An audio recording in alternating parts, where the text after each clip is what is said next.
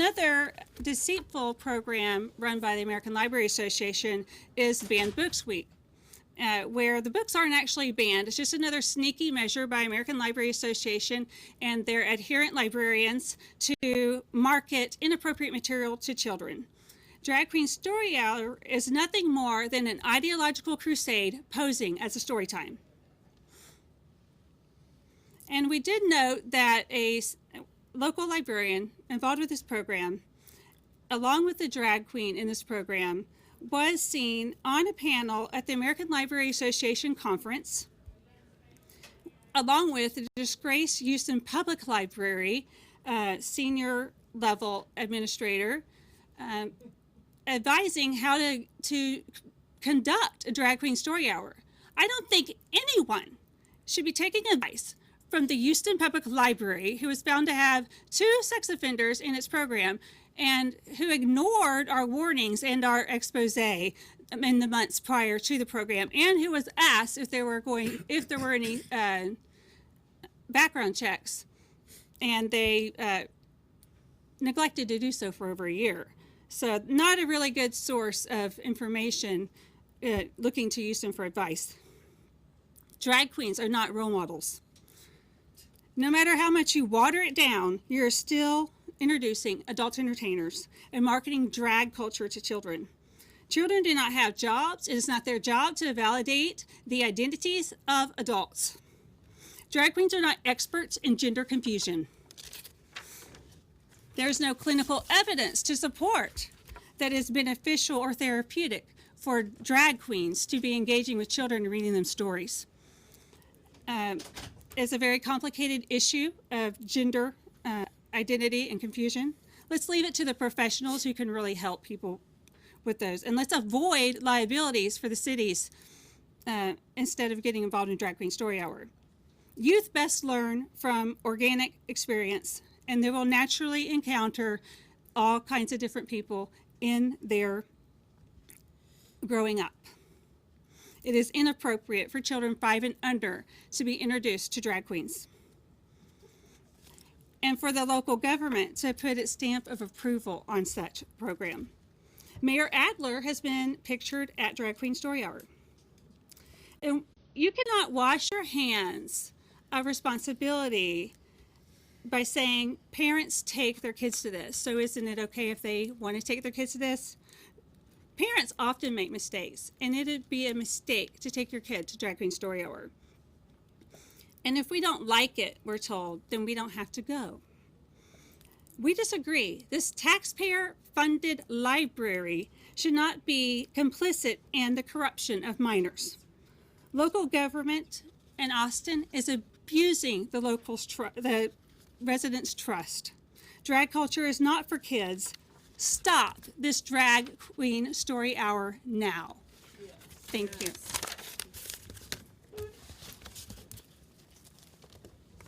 John David. I identify as a 35-year-old black male. You understand how absurd that is just by looking at me. You can see that I'm clearly a white male without a 5 o'clock shadow. Children under the age of 7 do not have any idea of gender constancy. They are not gender fluid. They just do not understand yet that gender is not merely clothing, hair, and accessories. Introducing them to men who are dressed as women and who say they are really is confusing them, and we don't know yet what harm this may do to children. Is this an experiment the city should be having? Children under the age of 7 do not have... I have a transgender parent. I have never needed a drag queen or a special book to help me understand this issue. In fact, I would have been increasingly frustrated as a youth to have someone making light of this issue, which has been particularly heavy for me and my family. When I was a small child, someone wanted to put me and my siblings on the trans pride float during Pride Parade. We would have been next to a scantily clad man in leather carrying a whip. Someone stood up for us and stopped that. City leaders need to stand up and protect innocent children now.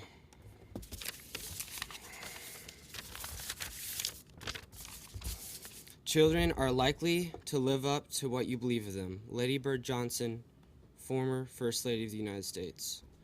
When we give children drag queens as role models, are we setting the bar too low? Are there not better role models? We have astronauts, police, firefighters, council members, judges, Congress members, actors, artists, and more from the LGBTQ community that can serve as role models to all youth. While content reflective of adult sexuality is not appropriate for children, we certainly have no shortage of role models. In the current legislative session, a man named James Witz, formerly known as Monique, gave his testimony against House Bill 244, a bill pertaining to non-discrimination ordinance. James stated that he came out as gay and gender dysphoric as a youth.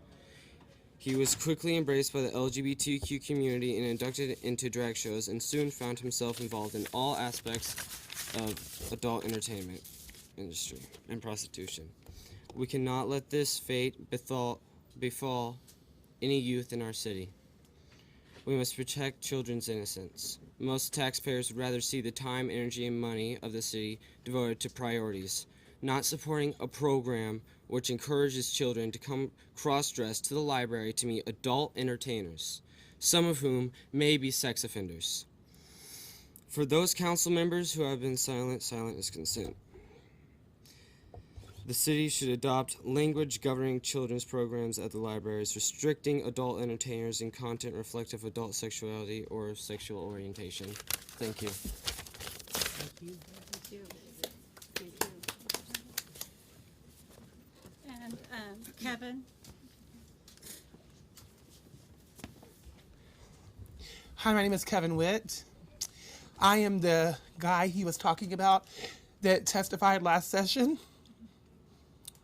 So I came out at 15 years old, and I was quickly embraced by the drag community and the trans community. I performed in drag clubs all over Texas, Florida, Louisiana, doing drag shows. I even auditioned for RuPaul's Drag Race and was in the running to make it. I was on the season 3 casting special. I was an adult entertainer. I was involved in all sorts of sex work, like most drag queens and trans people. No, I'm not kidding you. So, yeah, and the reason why that trans and drag queens get involved in the adult sex work is because oftentimes they can't get jobs as the trans people that they are. And there are the few like Danielle here that can. And I'm not here to say that I hate anyone, because I don't hate anyone. And I'm not a bigot, and I'm not a religious bigot. I don't hate anyone. I love the gay community and I love the trans community, but I love them so much that I want to see them set free from homosexuality and transsexuality by Jesus Christ. Amen. I realize that this culture is a very damaging culture to the youth. Right now, I'm fighting a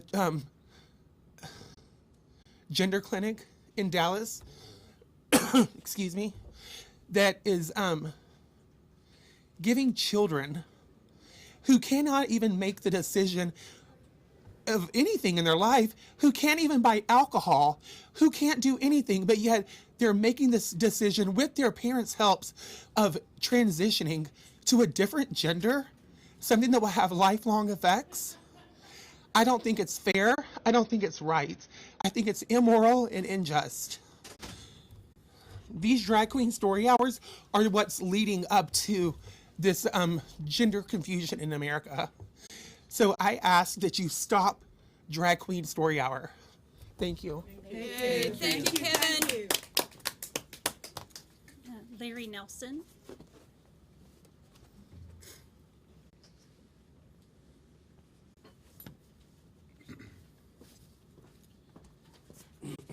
Thank you.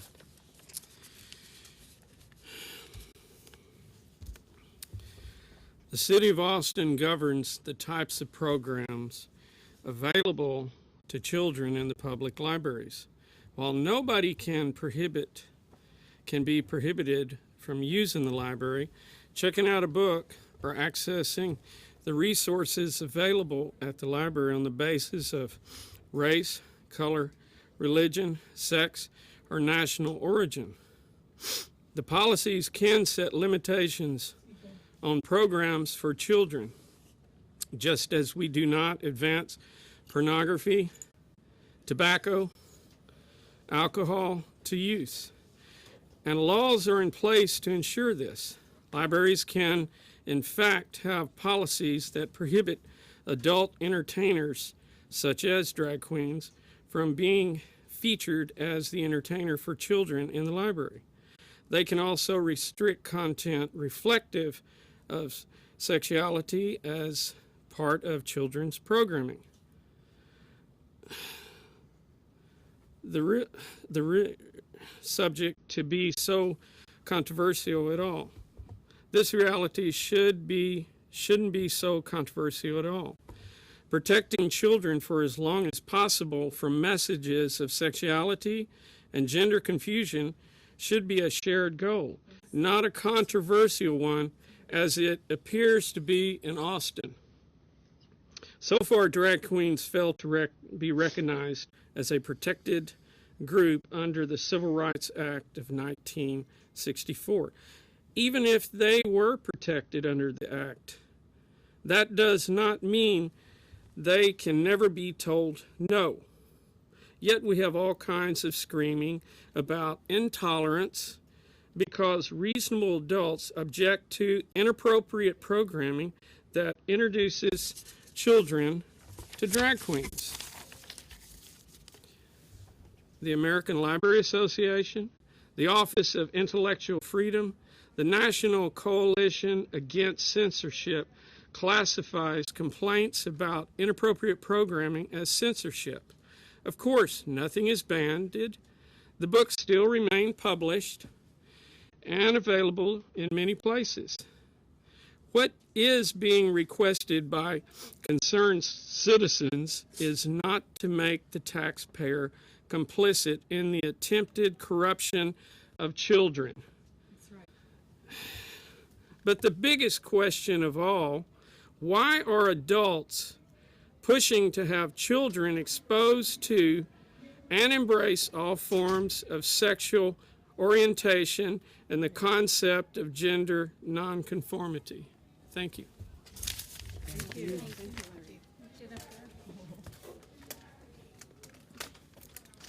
Good afternoon. My name is Jennifer Fleck. I'm running for state representative in Austin, Texas. The fight to protect children, families, and parental rights is what I do and what I care about. I intend to continue that fight in the House of Representatives. Telling children that it is perfectly normal for men to wear dresses and women to grow beards is more than confusing. It is psychologically damaging and wrong.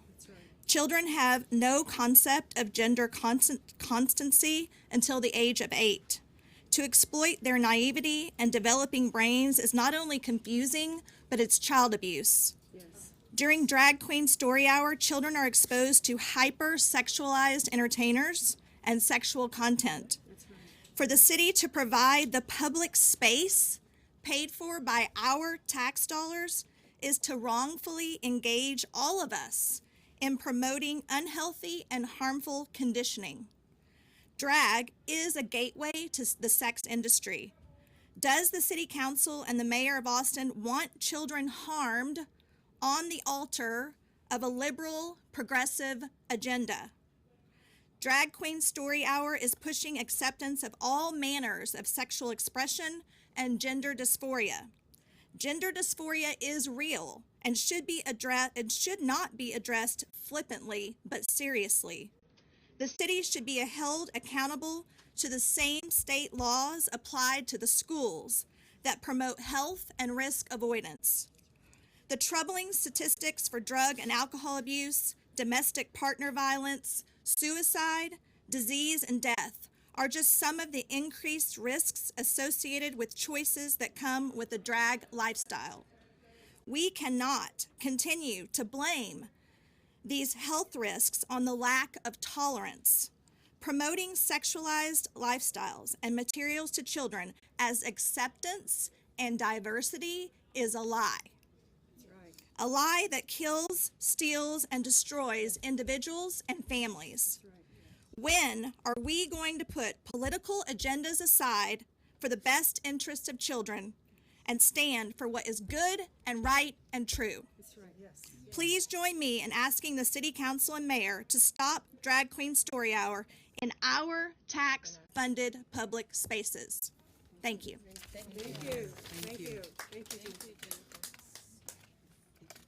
And that concludes this press conference. Thank you for coming. Thank you for having us. Thank you. Thank you, Tracy. God bless your work. Tracy, what time is it? We need to get over to. 20 minutes. Okay. Okay. Okay, I guess we can turn these back Everybody, in. Put 'em we here. need to move over to the city council meeting so we can be sure and get a seat. And so we can't carry any, So Yeah, the we'll public have to speaking put these for us up. doesn't start till noon, but we need to get over there and get a seat so that we don't miss it. Early in that agenda? No, we're towards the end of the agenda, which is actually good. But if we don't go in now, we may not get a seat for it. It starts at noon sharp. And it only, and each speaker only has 3 minutes. So our speakers are gonna come up pretty quick, so it would be good if we go over and, we may have to. How long is it supposed to last? Huh? How long is it supposed to last? Our part is, the